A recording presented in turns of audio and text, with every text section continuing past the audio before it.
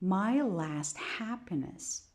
Once upon a time, in a small village nestled in the rolling hills of the countryside, there lived a young boy named Jack. Jack lived with his parents in a cozy little house on the outskirts of the village. His parents were loving and kind, and they provided for all of Jack's needs. Jack's childhood was idyllic. He spent his days playing in the fields and forests surrounding the village, exploring the world around him with wide eyed wonder. His parents were always there to support him, to encourage him, and to comfort him when he was sad or scared. Tragedy struck one fateful day when Jack was just 10 years old. His mother was involved in a terrible accident on her way home from the market. Jack's father was devastated by the loss of his beloved wife, and he sank into a deep depression. As the days turned into weeks, Jack's father became increasingly withdrawn. He would spend hours locked away in his room, unable to face the world outside. Jack tried to reach out to him, to comfort him, but his father just pushed him away.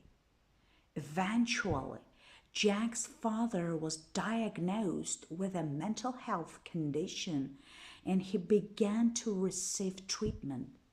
With time, patience, and support, he slowly began to recover. However, Jack's father's recovery was not without its challenges. He began to feel lonely and he eventually met a woman named Sarah who was eager to fill the void left by Jack's mother. They got married and Sarah moved into the little house on the outskirts of the village. At first, Jack tried to make the best of the situation. He attempted to be friendly and welcoming to his new stepmother, but she was cold and distant towards him. She would often criticize him, belittle him, and make him feel worthless. As time went on, Jack's father became increasingly oblivious to the way Sarah was treating his son. He was so grateful to have someone to share his life with that he ignored the warning signs. Sarah gave birth to a baby girl, and as the girl grew up, she became a miniature version of her mother. She would often bully and tease Jack, and Sarah would do nothing to stop her. One day, when Jack was 16 years old, his stepsister accused him of doing something he didn't do. She told her mother and Jack's father that Jack had slept with her, and they believed her.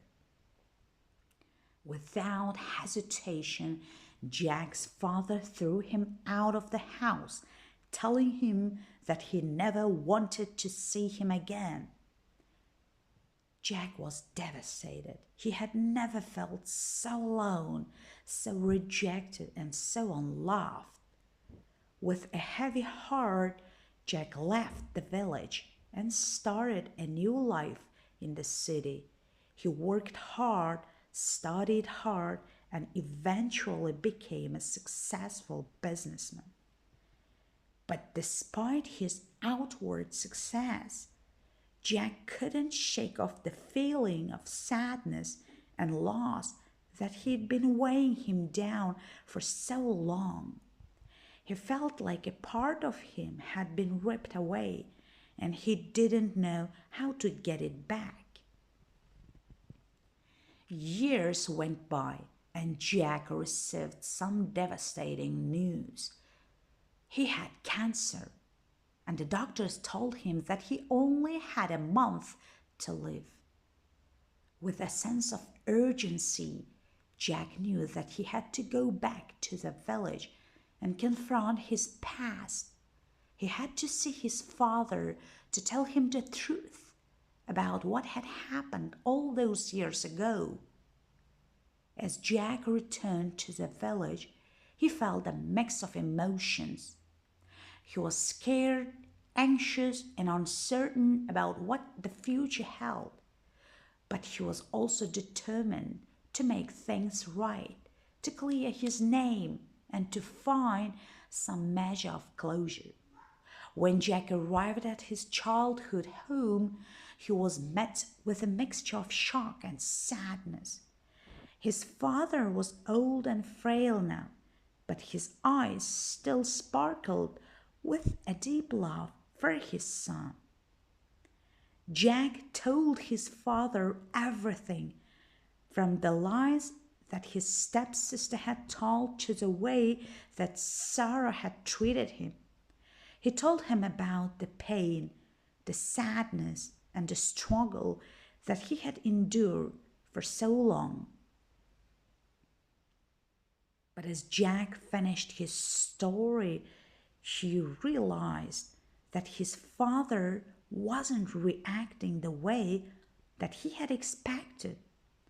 Instead of anger, outrage, or regret, his father just looked at him with a deep sense of sadness and loss. "I'm so sorry, Jack," his father said, his voice trembling with emotion. "I was blind, deaf, and dumb.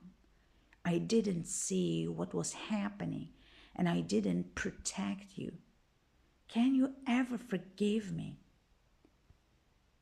Jack was taken aback by his father's words.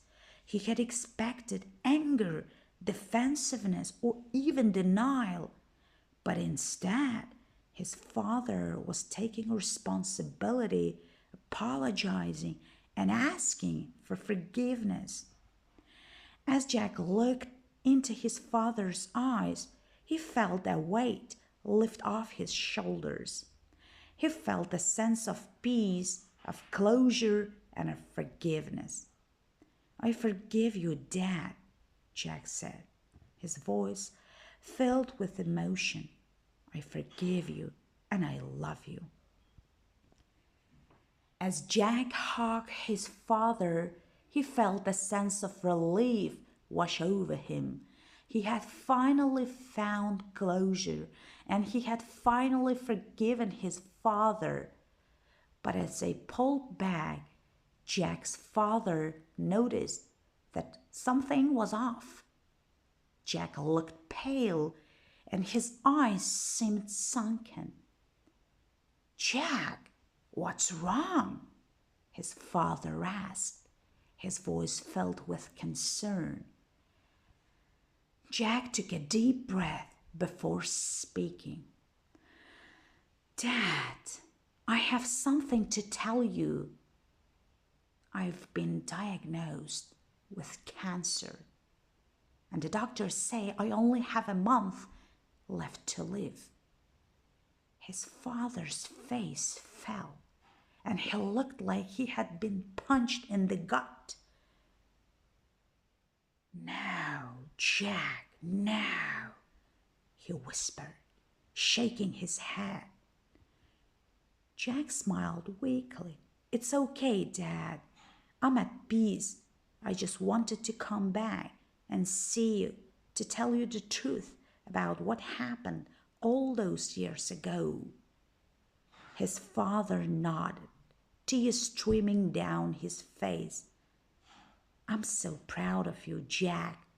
You're strong, brave, and kind. I'm honored to be your father." As the days went by, Jack's condition deteriorated rapidly.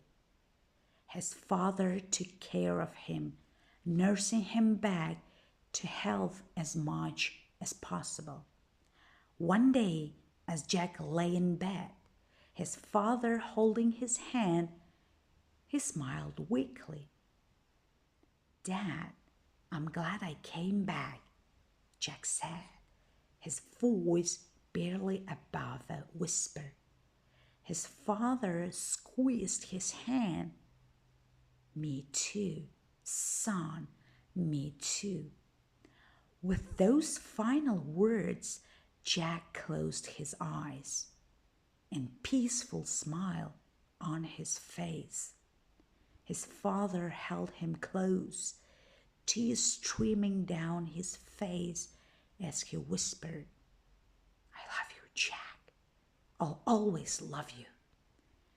As the sun set over the village, Jack's father held his lifeless body, rocking him back and forth as he mourned the loss of his beloved son. But even in death, Jack's face remained peaceful, a smile still etched on his lips. He had found closure, forgiveness, and love, and he had died with a sense of relief and peace.